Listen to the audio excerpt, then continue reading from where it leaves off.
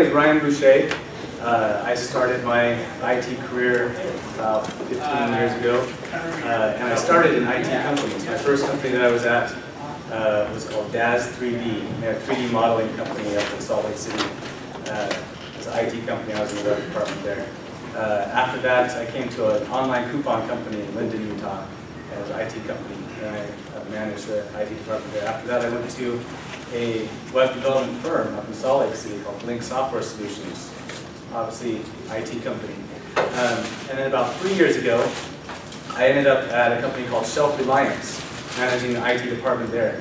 And Shelf Reliance manufactures and cans freeze-dried food. And it is definitely not an IT company. It's very much a manufacturing and production company. And so they're, one of the first things that I learned was that there were a lot of differences from what I was used to. And as I went along, I started to keep track of those and kind of put those together. And so what we have here is 3 years of experience in trying to figure out how to manage IT in a company that doesn't really like to do IT very much. There's some good and bad things about being in a non-IT company, a non-tech company. I was reading Reddit last year, and I saw Reddit user Grip 717. This was in the R programming subreddit. He was talking about how you're special if you're an IT department in a non-IT company. He says, it pays to be special. An accountant in an accounting firm, you're a schlub. Accountant at a tech firm, you have a direct report to the CEO. You have your own office, et cetera, et cetera, et cetera. And it's the same in reverse. A tech guy at a tech company, you're a schlub, same as everybody else. A tech guy at a non-tech company, at an accounting firm, you have direct report to the CEO. Access to everybody's stuff. You have your own office, or at least maybe a shared cave for all of your stuff. And I thought, who here is at a non-IT company? Great.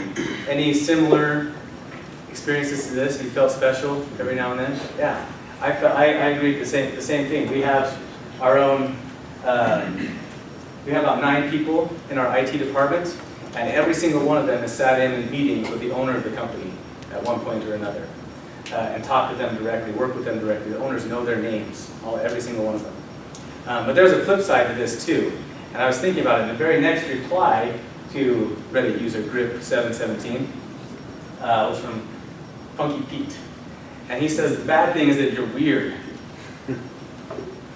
I look at it as the opposite. A developer in a software company, the execs know what you do. They sign press releases when you release something big. They realize you're a big part of what makes them successful. A company that sells something else, like food in a can, the execs might not know that your product exists. Is it an internal product? Does it manage shipping? How do they know what it does until it breaks, right? And probably wonder why they spend so much on software developers. And it's this last part. Who's had experienced this at a non-IT company? Yeah, I have as well too. It's this last part I want to talk about today, and how we go about solving those problems. And instead of having them wonder why they spend so much time on software, or so much money, precious money, on software development, how we can actually work together to be partners in all of this. So the problem is that IT is a cost center. And if you're in business, you know the difference between a profit center and a cost center. And I hate those distinctions. Because profit centers, why do they get all the credit? Profit is the formula, right? And it's the great thing at the end of the formula. They don't talk about sales centers. They don't talk about quantity centers. They talk about or pricing centers. They talk about profit centers, and these things are great. But then on the little end of the scale, profit is price minus cost times quantity of sales, right? And management has a hard time sometimes figuring out how to raise the quantity of sales. It's not easy. They know that they can't mess with the price too much or sales are going to drop. So the only thing they can do something about directly is cost. And if IT is a cost center and they see it that way, all they're thinking about is how do we reduce the cost in IT. We want IT to become a profit center, or at least a partner in profit, and not just this one little part of this formula. It's actually the bad part that nobody likes. Now, what I'm going to talk about is not the things that are global to any IT department. There are some things that every IT department has problems with. Same as anywhere, you're going to have problems with project management. You'll have problems with communication, with justifying expenses, with talent management. There are some things that are going to be the same anywhere. What I would like to talk about today are some things that I've found that are much harder, well, sometimes a little bit harder, but harder to do in a non-IT, non-tech company. And these are not necessarily technical things. In fact, some of them are very non-technical things. Getting involved. It's harder to get IT people involved in everything that's going on in a non-IT company. Managing perception that management has of the IT department is more difficult to do because of everything that Funky Pete mentioned there, because how weird we are. It's hard to manage that perception, make sure it's a good one. Driving changes is harder to do in a non-IT company. And I have a couple examples that I'd like to share about that. Because I think that IT can't drive changes in a non-IT company. And improving skills, training, all of those things that are important to developers, harder to do at a non-IT company, harder to justify expenses. And then finally, closing the loop, turning that cycle of improvement into an actual wheel that can keep rolling along. It's harder to do at a non-IT company.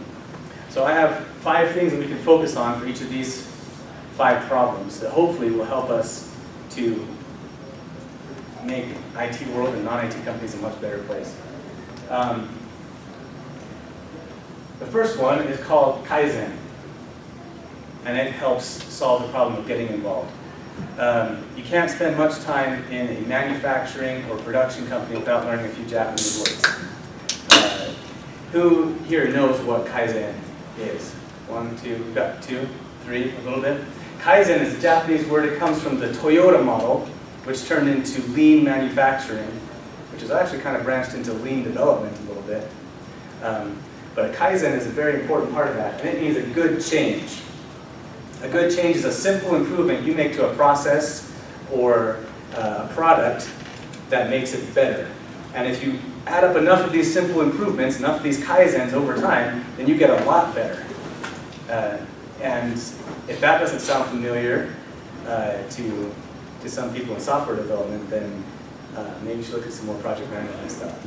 But we're talking about continuous improvement, iterative improvement, making things better, little by little, until they keep becoming, until they turn into something really great. I have found, and this is the truth, is that the more that you care about something, the more you take care of it. I have 6 kids, and I care about my stuff a lot. They don't necessarily care about my stuff very much. And so I found that I take care of my stuff a lot better than they take care of my stuff. Is that not true? I found that the reverse, this works in reverse as well, and that the more you take care of something, the more it happens that you actually start to care about it. What we want in a non-tech company is for the IT department to feel like they're involved, like they have some ownership over what they're doing. Like they have an effect on the stuff that they're working on. And they can do that through Kaizens. We have, again, Kaizens are small things, as I mentioned before, and they should be quick and easy to implement in most cases, just simple improvements. And we keep track of them, but we don't want the keeping track of it part to get in the way. And so we'll have only 4 simple rules about Kaizens.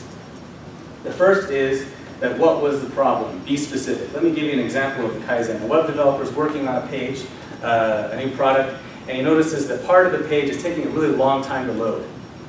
And because he cares about this project, because he's worked on it so much and made so many improvements to it, that bothers him that it's taking so long to load this one section of the page. And so he starts to look into it. He finds the problem. The problem is there's a query to the database that's taking 4 seconds to load. And so he writes that down. That's it. 1 sentence. This query takes 4 seconds to load. It's specific because it has the time in there. It's very short. What's the change? He looks at it for a few minutes, talks to a couple people about it, and decides that if he puts an index on the email column on this table, that this is going to run a lot faster. So he writes it down. We need to put an index on the email column. What's the new standard and the benefit? The old standard was 4 seconds. That's how long this takes to load, right? Now that we put an index on it, it takes 2/100ths of a second to load. So that's the new record. That's the new standard to beat. 2/100ths of a second. He writes that down. The benefit is that now this page is going to load faster for our customers, and they will have a better experience when they're on it. It doesn't have to be a big thing. Kaizen shouldn't be giant, big things. They can't be. They can be little, tiny things that keep making things better all the time. This last part is the most important part. Who did you tell? If you make an improvement in the forest and no one's around to hear it, did you actually make anything better? The answer is that's no, you didn't make anything better because nobody knows. Kaizens are actually things that should be celebrated. In addition to telling the rest of the IT department, hey, look, this is way faster. The developer should also tell the marketing department or the product owner in this case and say, look, this page loads in hundreds of seconds faster or hundreds of times faster than it used to. Why don't you send out a notification and tell our customers about it? Tell them that we've made things better. Let our customers know that we're invested in keeping things going well for them, and we're going to constantly be looking for these things to make it better too. So celebrating these 4 things, that last one is the most important, telling people about it. That's why we keep track of them. That's why we send them out to people and tell people about it every month. At Thrive. So the next problem that we have is improving perception, managing our perception. In order to do that, you really have to know who you are. Otherwise, you're going to keep going the same way and nothing's ever going to get better. You have to understand that you're in IT in a non-IT company. And so now you're part of a bigger group. Let me give you the example here of a help desk person heading downstairs to the production floor to fix a printer for the production manager so he can start these cans rolling, right? And the help desk person doesn't know it yet, but he's not just fixing a printer. He's also dealing with the entire IT world and this production manager's experience with it. Not just in the company, but the whole world. He doesn't know that he's walking into a trap. Because yesterday, this production manager waited 3 hours for the cable guy to show up. And in his mind, that cable guy is an IT guy. And this help desk person is an IT guy. They're on the same team. They're both terrible. They're here to ruin things for me and waste my time. You have to be better than every IT person in the world. And you have to set your department apart from all of that. And it's hard work. And you can't do it unless you know how they see you. Beth Silcox says you perceive yourself as others do, and you can make meaningful and strategic changes that will make a lasting and accurate impression on everyone you meet. In order to do that, you have to know what they think about you. We do that at Thrive by sending out a survey. Every month we send out a survey to everybody in the company. Not everybody responds, but we get 10, 12 people that respond every month. Sometimes I offer movie tickets and we get 15, 16 people that respond every month. I found early on that we need to keep it simple when we ask these questions. They should be basic. They don't need to be long questions. We only ask 3 questions. We say, how fast did we deal with the last project or the last task that you gave us? How well did we communicate? And then finally, how well was it done? And we ask them to rate it on a scale of 1 to 5. We don't go all the way to 10. We don't want them to be too granular. We don't want them to think about it too hard. Just really quick, 4, 5, 3, 2, sometimes 1. And then give them a place to put some notes. And it's in these notes where they'll actually tell you why they feel that way, and you can actually do something about it. The questions that you ask can help shape perceptions too. So don't ask questions that are going to give you the wrong answers. Any political pollster can tell you that he can shape people's opinions based on the survey questions that he asks when he calls up. He can actually make people think that they want something they may not even want. That's why we keep the questions very basic. We also don't want to ask questions that will make people think there's a problem where there isn't one. I don't know if you've ever asked somebody a question like that before. I have. I asked them, hey, how do you feel about the phone systems this month? And the phone systems haven't had any problems, right? But they think, oh, do the phone systems have problems? Maybe they do have problems. My call was a little hard to hear. Yeah, that's a problem. Ask basic questions. Don't lead yourself into things that are going to cause more problems with that. And then finally, don't be afraid of the feedback. Own it. You need that feedback. And you need it as fast and as soon as possible. The worst thing that can happen is to let a problem go for months and months and months and not even know it's there. Not even be able to do anything about it. Until finally everything blows up and it just stacks up. You need to be able to address things quickly. If something bad comes up with one person, you go and you talk to that person about it. You find out what you can do better. You work with them one-on-one. And every time we've done that, the feedback they give the next month, they always come back and give feedback again the next month, every time. And the feedback they give is always better. And they're always grateful for what we did that made improvement. So don't be afraid of bad feedback. It's okay. It's not going to kill you.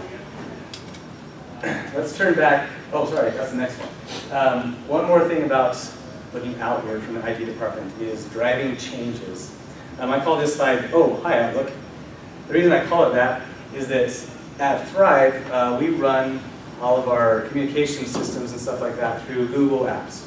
We use Gmail, we use Google Drive, Google Calendars for everything. And we've done that ever since I've been there. Before I was there, they were already on Google Apps for everything. And that was 3 years ago. There are still 3 people who insist on using Outlook for their email and for their calendar, especially. That causes all sorts of problems because their calendars won't sync up right, and they'll cancel meetings, and then nobody knows. Everybody shows up at the conference room. But they will not change. They won't do it. One of them still has a BlackBerry too, which I can't even imagine. But they won't change. It's not going to happen. And nothing that I say is actually going to make them change. Because there are different people in non-IT companies. Stereotypically, you work in an all-IT company, you're going to find people who enjoy change. They like it. They want it. They want to be on the leading edge of things. They like to learn new things. In a non-IT company, you have this mix now of some people who really like stability. And that's what they want. They want things the same way that they always are. They learned it once. They don't want to learn it again. They're done with it. Just keep it the same. If it ain't broke, don't fix it. And you have to start doing these people. IT, what I found is that IT can't be the change driver. Here's the joke. How many psychiatrists does it take to change a light bulb? Just one. But the light bulb has to really want to change. It's the same in a non-IT company. It only takes one IT person to fix something, or to make it better, to suggest something better. But that person has to really want to change. 2 stories really quick from experiences and why I feel this way. At my first company, DAS 3D, I worked in the web department, and I sent out an email to the VP of marketing one day, and I said, hey, this is 2004, and I said, there's this SEO stuff, and we could get really a lot more traffic to our site if we kind of optimized our site for some things, if we spent more time putting up some tutorials on YouTube, if we asked the artists that use our stuff to post links back to us, we could increase our traffic. And I sent this email off to the VP guy, and I said, well, maybe we could look into that. The next week, the very next week, Monday, I found myself in the CEO's office with the VP of marketing and the president, and they said, Ryan, we like this idea. We know exactly how much each new visitor is worth to us. They're worth $4. We want more visitors. So you're going to move into doing all this full time, and you're going to take it, you're going to go with it, and run with it. And I didn't expect me to do it, but great, I'll do that. It sounds exciting. I like change. It happened the very next week. They wanted to go right at it. When I was hired in 2012 at Thrive, we started talking about a program that could really help with me, myself and the COO, that started talking about a program that could really help out the accounting department and make things easier for them, help out with their inventory and matching stuff up. And it's been 3 years, and we're still talking about a program that could really help out the accounting department. make things better for them, a little bit easier. It hasn't happened. I have no idea when it will happen. But only recently I realized why it hasn't happened. The first part of it is that, and this is true for any company, you have to find an evangelist for that change. It's not in the IT department, it's somebody else. This will help you in anything. Get somebody behind you, get somebody supporting what you want. In order to do that, first of all, you can't ostracize those people who are against change. None of those 3 people are ever going to switch from Outlook if I keep making fun of their calendar in Outlook. I have to support them. And in order to do that, you need to focus on people and problems first, and then on the programs. In order to get the accounting department to want to make this change, to make life easier on me too, because I have to deal with all the problems that they come to me with, we have to start talking about the problem, and start talking about how hard things are, and then start talking about the vision of what they could be, and get them to really grab onto that. See that, yeah, we could make this a little bit easier, we could have this, and then we can bring this program and say, hey look, this program does all that. What do you think about giving that a try? Let's check it out and see what happens. Really start from the people, start from the problem, and then work your way out from there. It has never worked, and this is sad experience in just the last 3 years. It does not work to just come and drop a program off in some department's lap and say, here, use this. It's great. See you later. It'll make everything better. Don't worry about it. This has not been good for me. So yeah, that is my experience with IT and trying to make changes. It has to come from somebody else, unfortunately. But let's look back internally now into the IT department, and that's in improving skills. Everybody is here today because you want to get better, you want to improve your skills. Most of my department is here today because they want to get better, improve their skills. We're a non-IT company, so I have to leave a couple of them back. I want to keep track of the shop. They'll come tomorrow. But that's an important part. Stereotypically, again, people in IT are lifelong students who never stop learning. They love to learn new things, love to learn about them. And to not have training be part of their job is a very difficult thing. But unfortunately, it's sometimes very hard to justify to management. Who's seen this? This is the first half of a quote. Has anybody seen this before? This is a CFO who comes to the CEO. He's concerned because of all the money they're spending on training, because it's thousands and thousands of dollars, a lot of cost. And he says, what happens if we invest in developing our people and then they leave us? And then what's the right answer? You've seen it. I think it's something akin to, isn't that the point? Right. What happens if they stay? Yeah, what happens if we don't spend money on training and developing them, and then they stay? Really think about it that way. If we don't keep improving people and making things better, and they stay here, where are we going to be in 5 years? Where are we going to be in 1 year, even sometimes? So, what do we do to justify this in a non-tech company? How do we say, we really need to know more about this? In a tech company, my experience has been, yeah, let's send you to the conference. Sure, that's great, let's do it. Go to Las Vegas, go to San Francisco, San Jose. We'll fly you out there, you come back, know everything you want to know now about WordPress, about whatever. It's been very easy. I've had a company send me to Japan to learn more about Japanese artists and how they do stuff over there. I was Daz again. Here at Thrive, it's much harder because now we have inventory and we have cost of goods sold and all these things that we have to worry about now. Where training for specific things that to management seem just like magic. You made it work. You got it working. It is working. Why do you need to know more? It's going. It's great. Let's just keep doing it. Do it again. It's hard to make them understand how things change in this field and how things go. In a non-IT company, I found that sometimes smaller is the better way to go here.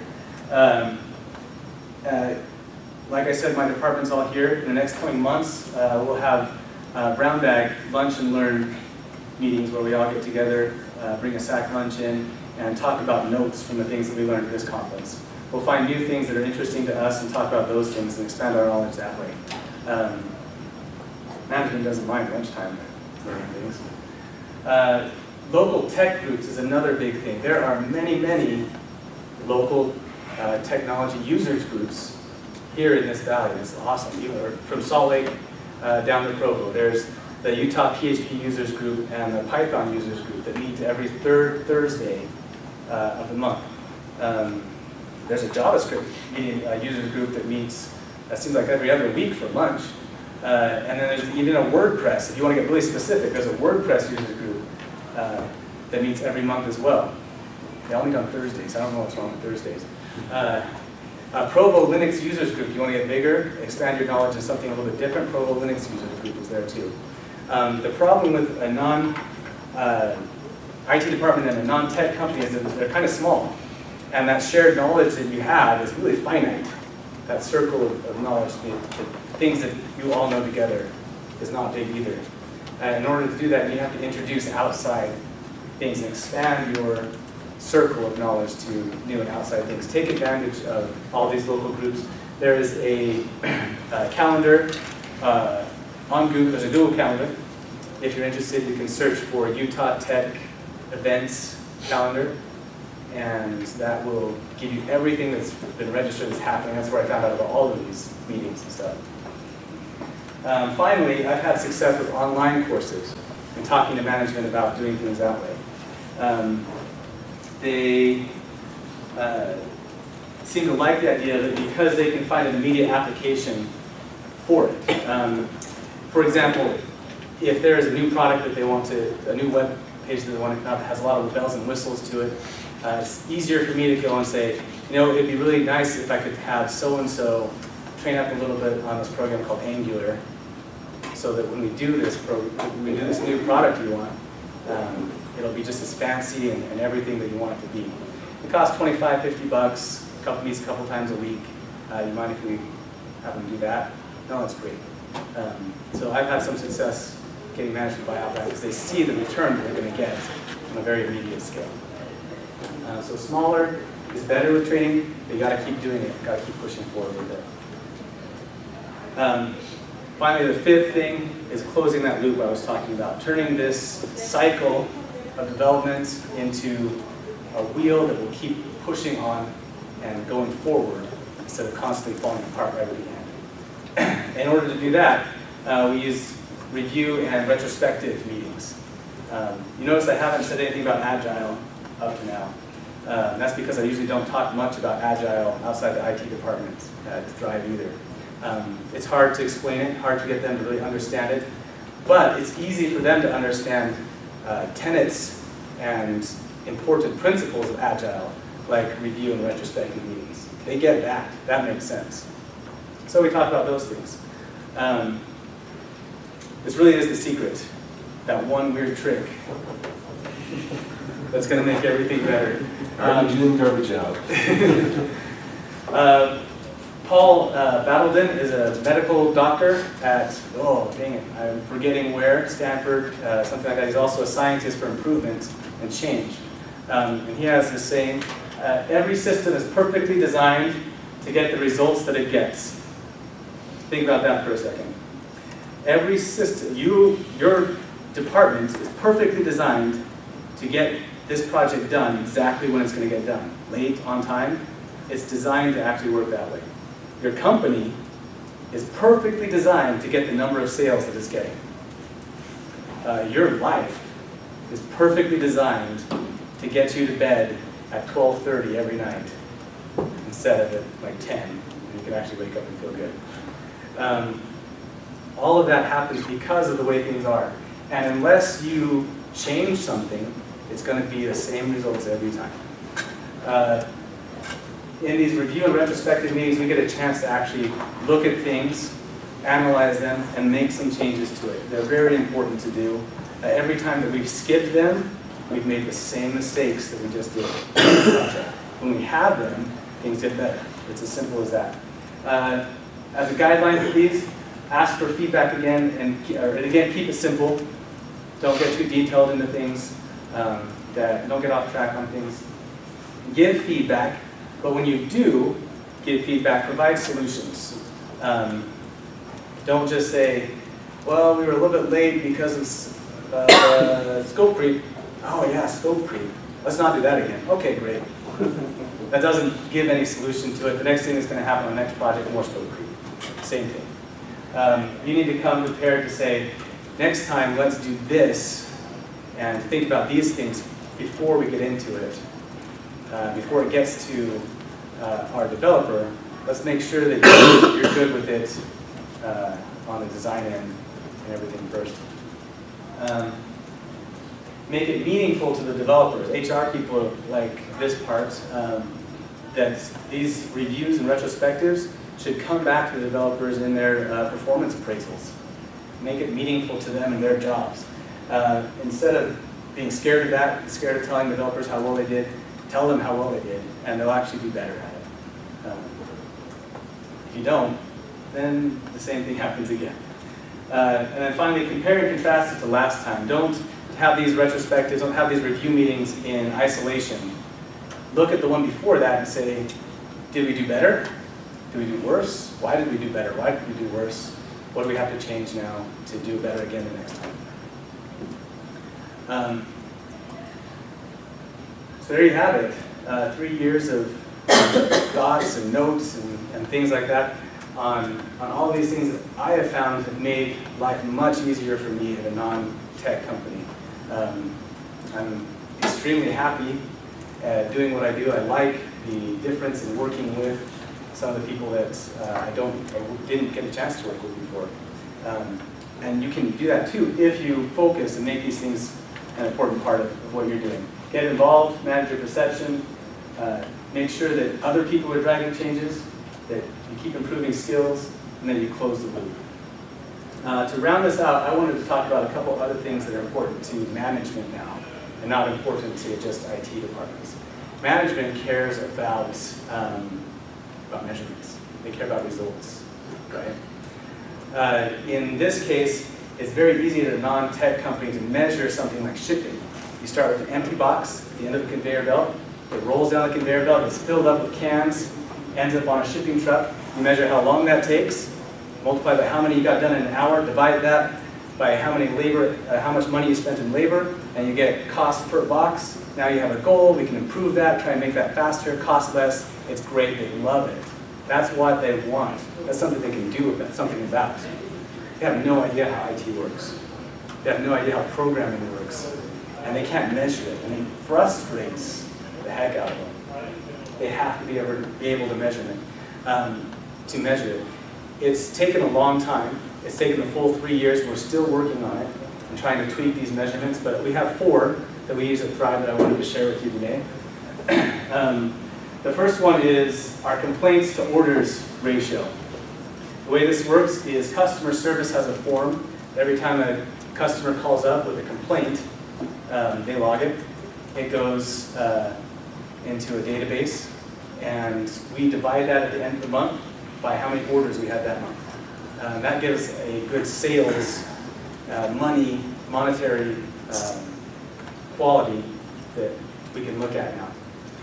And actually, what I like about this and about all of these things is they measure more than what they just show on the at face value. This one actually doesn't measure how bad we are. This one measures how responsive we are to fixing things before they become big problems. Let me give you an example of this. Our goal on this is to be at 99.85%. Not quite 5 nines yet, I know, but to be at 99.85%. That means for every 10,000 orders we have, we only have 15 people that call up and complain about something. Whether it's their card didn't, and it could be random things too, some things we can't control, that's okay. Their card didn't go through, or they got the wrong item in shipping, or they ordered the wrong thing accidentally, problems that they had, problems that we had too. So a page didn't load when they tried to go to a new product, stuff like that. An example of what happens when things go badly on this measurement, back in December, we had problems where we were allowing customers to still put things in their cart and buy things that were out of stock on the website. And we thought it was a small problem at first because everything looked okay, but before we knew it, 3 days had gone by, and instead of just 1 or 2 people calling up, now it snowballed, and we had 100 people calling up. about this because it was a popular thing that was kind of on sale. Our rating dropped from 85%, 99.85% down to 56% because we let this get out of hand. What this measures is not how good we are, it measures how good we are at responding to these things and keeping them under control. I like that a lot. Daily wins and losses. This is something relatively new. We measure productive time, closed tasks, and late tasks, and we give points to developers for each of these things. These last two kind of make sense to people. If you close a task, you are making progress on things, you should get a point for that. If you don't have anything late on that single day, you should get points for that too. If you have something late, then you don't get any points. The first one, I thought was going to be a really hard sell. It's not, I didn't like it when I was a developer, when my manager would come and say, I need you to start keeping track of how long you're going to be working on this stuff, how much time you spend on this stuff. I didn't understand it, because that's all he said to me. I need you to start keeping track of how much time you're doing this. The CFO wants to know. Okay, great, that sucks. So that's a waste of time, right? What I found out is that this actually measures, again, something that's beyond the face value, and something that's actually a big help to developers. Your productive time is actually a business, it's actually a business measurement, and it measures the value that you're adding. In business, we talk about value-adding activities. What is the one activity that developers do that adds value to the company? They actually program. They actually develop, right? That is what's adding value. What management likes to see is that you're adding value. What IT people like to show is that they're adding value. If you bring it from this case, you can say, not only can we can do two things. We can show that you're adding value by being productive, if you will keep track of how long you're being productive on things. And number two, we can, because we're looking at this every day, we can keep track of when things become a problem. If you get distracted or interrupted because somebody from customer service is coming down and asking you to do all this stuff, I can know about it the very next day and go and fix it so it doesn't happen again. And so even though you lost yesterday, today you can win, and I can help and do something about it as a manager. If we wait a whole month and you're late on a big project, and I didn't know you were going to be late because somebody from customer service kept coming down and asking you to fix stuff, then that month is gone. There's nothing you can do about it. In business, if you can measure something quickly, the sooner you can get to when it happened, actually reporting on the measurement, the faster your cycle of change and improvement can be. And you want to get that down as fast as possible. The fastest that we can get it, unless I'm sitting right next to the person and can hear they're interrupted, somebody come and interrupt, and flip on giant sirens or something like that. The fastest I can get it down to is just every day, which is pretty dang fast. It really helps to, even though you might lose one day, we won't lose a whole month. We won't fall too far behind because we check it every day. When you take it from that approach, developers really like it. And it actually takes, it took us about a month and a half before everybody was finally measuring all their hours and keeping track of this. It doesn't happen overnight, it's hard to do, and but it's given us a lot of good benefits there. Finally, feedback survey results that I talked about before. The feedback, the survey that we send out, we take those scores, we put them out every month, and put them in our KPIs, the management loves, it's key performance indicators. This helps us to manage our perception of us as a company, or us as a department within the company. And finally, Kaizens, we measure our Kaizens. We were one of the first people, somehow the IT department ended up under operations at Thrive. And operations is all about lean, manufacturing, everything. And when the COO was talking to me about lean and talking about Kaizens, I said, well, why don't we just start measuring it, make it a goal. Everybody's goal, 4 Kaizens a month, that's 1 a week. IT, it should be really easy to make improvements, simple improvements, right? We're really good at that. We're built for that in IT. It's so easy for us. Make this faster, make this page a little better, make this button convert a little bit better. Make this process go better. Our logical minds are awesome at that. And so we lead the company in Kaizens every month. And the rest of the company started measuring them because we were measuring them. and they can't beat us. The shipping team that has 40, 50 people on it, it's harder for them, again, stereotypes, right? It's harder to get people on a shipping line to think about making things better. They're there to do their job, get that can in the box, get it out the door, right? It's very easy for IT people to do that, which brings me to the last part of why I like these measurements, because over 3 years we've gotten really, really good at it. And each month I can come to bring it to the management team and say, look at what we're doing, look at how well we did. If we didn't hit it, like in December with that shipping stuff, I can say, well, we know what the problem is now, it's not going to happen again, and show that improvement there too. I like being good at things. I don't like not being good at stuff. So as much as these are great measurements, or as much as it may seem like I've also kind of loaded the deck in our favor a little bit, I love these measurements because of the extra stuff that they show us. So finally, in conclusion, the solution here is that instead of being a problem, instead of being a cost, IT can be a partner in profit. Once we get to that perception, once we get to that point, there are some things that only IT can do in a non-tech company. And when that starts to happen, then suddenly you're no longer just an IT department, but now you're real contributors, and management's happy to help you to help you to keep going and improving and keep doing what you're doing. Some things that only IT can do. IT can leverage analytics to make good decisions. The I in IT is information. We have it all. And we can put it right in front of people's fingertips. Only we can do that. We can improve everything. We don't just make improvements to websites and databases and shipping programs, but we help the poor customer service person that has to do data input all day long in an Excel spreadsheet with thousands of orders, and they have to type in every single one, every single one, every single one. It's the same thing over and over and over. We can help make their lives better by showing how to automate that, or showing them, hey, look, this is Excel. It can do this. Boom, it's all done. It took you 2 hours. We're done in 5 minutes. Go get some lunch. But especially, we can study, consider, and measure improvements that will affect sales and get on the other side of that formula for profit. When we focus on it and look at things as from a sales perspective, there's so much that IT can do. If you have an e-commerce site, IT can implement cart abandonment software that will turn all of these lost sales and get a percentage of those back. And you can measure that and say, look, we saved 10% of these people that were just going to leave and increased our sales this much. So many things that IT can do that will help sales if they have the time and if they have the focus to look at those problems in addition to all of the cost-saving things that we do. Management will let you do that if you're able to show them that you're a real part of the company and somebody who's not just a cable guy.